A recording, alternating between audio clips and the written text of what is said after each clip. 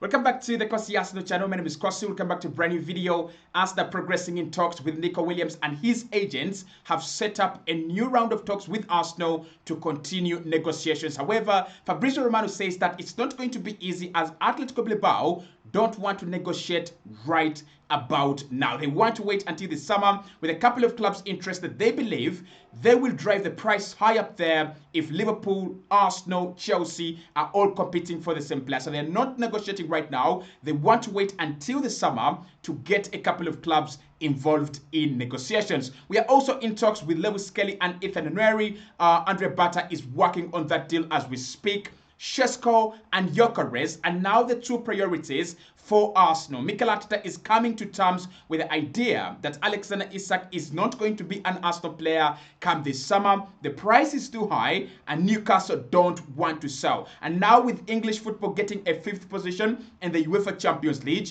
it means that Newcastle might actually qualify for the UCL. So it's becoming harder and harder that we will get Alexander Isak done. And finally, Arsenal looking at a new attacking midfielder, and Arda Guler has emerged as a profile that we are looking at. Now, reports are saying that Arsenal are considering a 30 million euro move for Arda Guler at Real Madrid. We wanted him before going to Madrid. Could we get it done? Hit the like button, subscribe to the channel as well. Share your thoughts with me when it comes to Šeško and Gyökeres. Who do you want? Who is better for you? Is it Šeško who is younger or Gyökeres who's a little bit older? What about Arda Guler? 30 million euros or more? I think it could go up to 40 million euros. But is it a profile that you love? We watched him at the Euros. He was fantastic for Turkey. Talk to me in the comment box below. Let's see what your thoughts are. But let's start off with a big story from Fabrizio Romano. He says that Nico Williams' agents are working on his future and have contacted Arsenal once again. Bilbao, however, are not willing to negotiate until the season ends. Arteta is very keen on signing him, and that is one of the reasons why Arsenal are not giving up on that deal. Still from Fabrizio Romano, we are getting to see that Arsenal will sign a striker, but will also sign a winger, and Nico Williams is considered the perfect player by Mikel Arteta. But to convince the player and get the green light will take some time, and they'll have to respect his timeline in a very big race. That's according to Fabrizio Romano when it comes to the Nico Williams deal,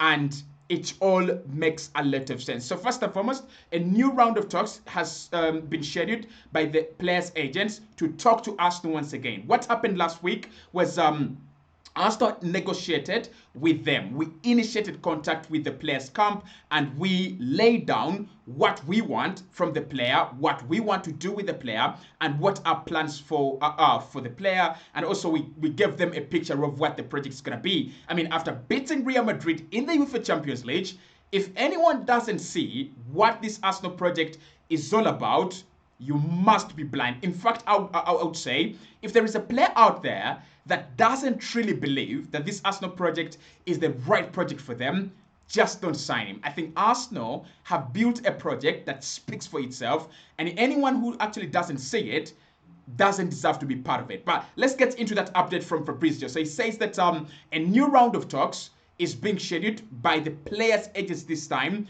and not Arsenal. Of course, they're considering his future. They're working on a couple of clubs, and this doesn't mean that Arsenal have won the race. It means that the players' agents are now considering all the possible moves and all the possible outcomes of this summer. First and foremost, the first outcome is going to be staying at Atletico Bilbao. They'll talk to Bilbao, they'll talk about a new deal, they'll talk about UEFA Champions League football, and they'll talk about maybe a salary increment. Now, it will be between the player and Atletico Bilbao to come to agreement that, you can leave this summer or stay for 1 more year, and then we can let you go in the year 2026. So that is the first outcome. And it's very, very possible, like we saw Benjamin Šeško last summer. We thought Arsenal were going to get him. We thought it was a deal done until the player and his agent decided to sit down, talk to RB Leipzig, and they got a very lucrative deal. Leipzig gave him a salary increment, which was instrumental in him staying, but also they gave him a few assurances. You're gonna be the star of the project. You're gonna get enough. Time. You're going to be playing alongside Xavi Simons and Openda, and you will be the flagship of this attack. And the player said, "This sounds good for me. I mean, I've been at RB Leipzig. They have made me the striker I am today. I'm going to give them 1 more year. I'm not going to just run away like a bandit. So that's the first option you could get from Nico Williams. They might talk to Atletico Bilbao. Bilbao might decide he's their player, he's their boy. He's been there for quite some time, and they have made him the star that he is. So if Bilbao say, we want you to stay, we are begging you to stay for 1 more year, we are going to increase your salary from 165 million thousand to 185,000 pounds, I think they've got enough resolve to actually keep the player. The second outcome that they would be looking at is FC Barcelona. Obviously, Barca is a team at the heart of Nico Williams, and his agent will know that because he is closest to him than is Arsenal, than is Chelsea, and than is Liverpool. So they know he wants to go to Barca. Although we are being told that Barca can't afford him, it is not entirely true. I mean, they can't afford him if it's going to be triggering his release clause. But we are hearing, according to Romano, that there will be negotiations at the end of the season, and that is where Barca might get their advantage. If there are going to be negotiations, that means that Barca could do a swap deal. Barca could come in and negotiate maybe a 70 or 75 million euro deal, which is maybe better than Arsenal's, and then say we are going to pay it in 3 years or 3 installments, and then that is a good deal for Atletico Bilbao. So the third outcome then is Arsenal, and that's why we are hearing there will be another round of talks. Now, Arsenal have been pressing more in order to get him than him staying at Atletico Bilbao and also going to Barca. Barca feel the transfer fee might be a little bit hefty, and there might be a bit of maybe kind of an overpay, right? I think Barca feel Bilbao might use the advantage of the player being on market to actually overprice him. So Barca are out of this one for now. Until they come back, they're silent.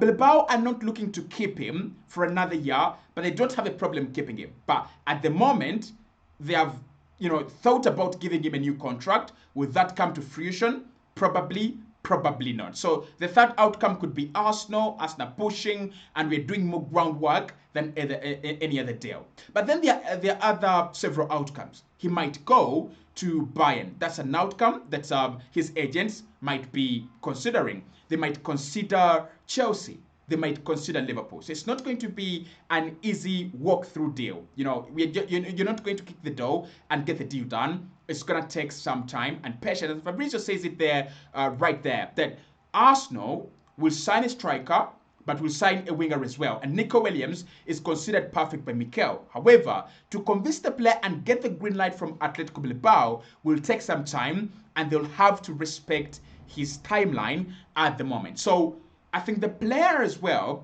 doesn't want to rush this. He doesn't want to put Bilbao under pressure. But we have been told by Fabrizio that Bilbao don't want to negotiate right now. So what Arsenal are doing, at the moment is we are going into deals early. And this is Andre Bata and Mikel Arteta trying to get their signings before we start our preseason. We have talked to Gyökeres, we have talked to Sporting. We have talked to Real Sociedad. We've talked to Martin Zubimendi. We have talked to Joan Garcia. We have talked to almost all the players that we want to bring in, and Nico Williams as well. But Bilbao are saying we are not going to fall for the same strategy.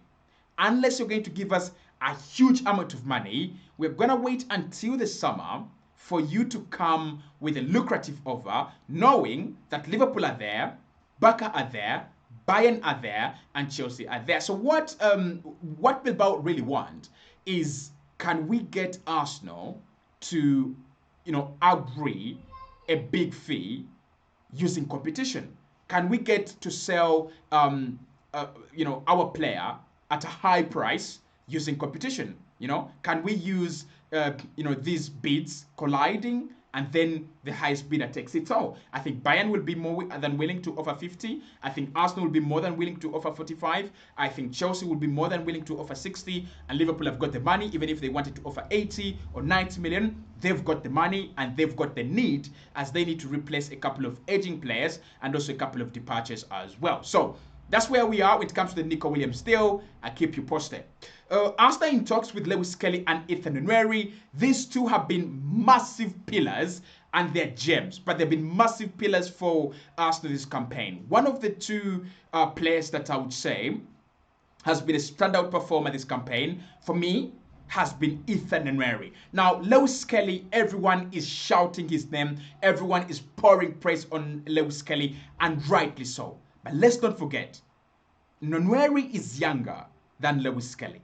And Skelly is like really good, abnormal. But there was a time when Arsenal's attack was in total disarray, when we were fragmented, when we were the fan base had started splitting just because the team's attack was dead. Ethan Nwaneri stepped up. Do not forget the name Ethan Nwaneri. Now, Andre Bata, as the good sporting director he is, already in talks to get these two on new deals, Nwaneri and Lewis Kelly. I think what I love about Arsenal in recent years and what I've loved about our work is we are now trying to make sure that players get the right deals at the right time. I mean, if you remember in the past, Arsenal used to let players' contracts run down for no particular reason. If he's not going to stay, sell him before his contract runs down. If you want him to stay, renew his contract before the contract runs down. I think the only careless work we've done is Thomas Partey. And it's now becoming very, very evident and clear that Arsenal never thought of giving Partey a new deal. But with these performances that he's having, especially that one against Real Madrid, I won't be surprised if Partey really gets a new deal at Arsenal. But Skelly and Nwaneri are the two players that we are talking about.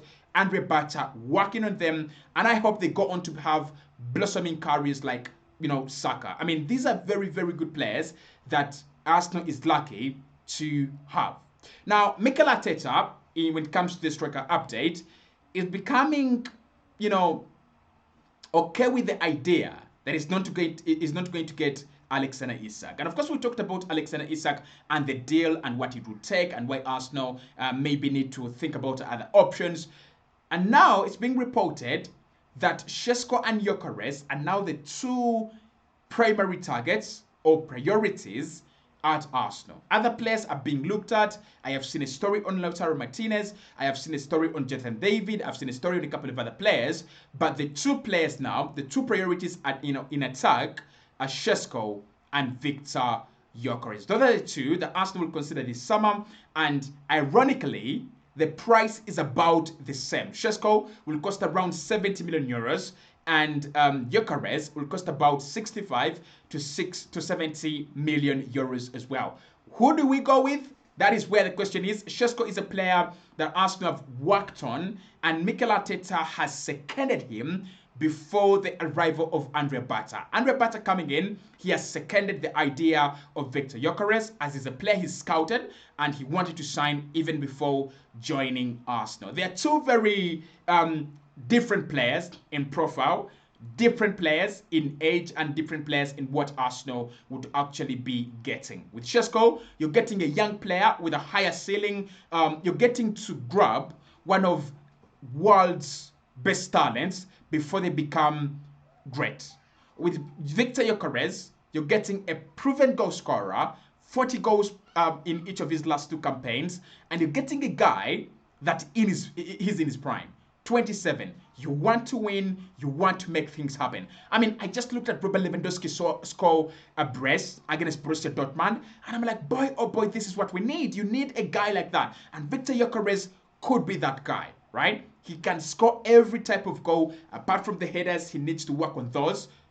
Honestly, is it because of how Sporting play? Probably, but he's not scoring enough headers. But at the moment, those two are the priorities. And lastly, let's talk about your boy Arda Guler. So it's being reported that Arsenal are preparing an offer of around 30 million euros for Real Madrid midfielder Arda Guler, who is not happy with his limited game time at Real Madrid. Interesting. Now, with Arda Guler, I think this summer is going to be about options for Arsenal. Can we get as many options in different positions as possible? But then it's also going to be about profiles. What do I mean? With options, it's very clear. We have had injuries, and that has affected our season. If we had a couple of more players, maybe 5 good players off that bench, maybe Arsenal are in a better position. We're in a good position. We are leading Madrid by 3-0, but we would be in a better position in the Premier League. But when it comes to profiles, this is what I mean. When you think about the number 9, Arteta's talked about effectiveness, right? So, as a number 9, the profile is going to be a clinical finisher, a deadly fox in the box, one that can be relied on to get the goals, at least 25 in a single campaign. When it comes to midfielders, I think Martin Zubimendi is the right profile. A great decision maker, one of the very best profiles in defensive midfield, and he's so good at tackling and keeping possession. But in that attacking midfield position, I think Arsenal will need a player that is very comfortable in tight spaces. Is that Arda Guler? Will do an analysis on him? Probably, probably not. Now, he could be an attacking midfielder, but the way I look at him, I think he wants to be another Martin Odegaard. For me, I think in terms of attacking midfield, Xavi Simons and Alex Moleiro are better than Arda Guler. But for 30 million euros, he's a massive talent. We might as well take the opportunity. I'll see you right in the next one. Stay safe.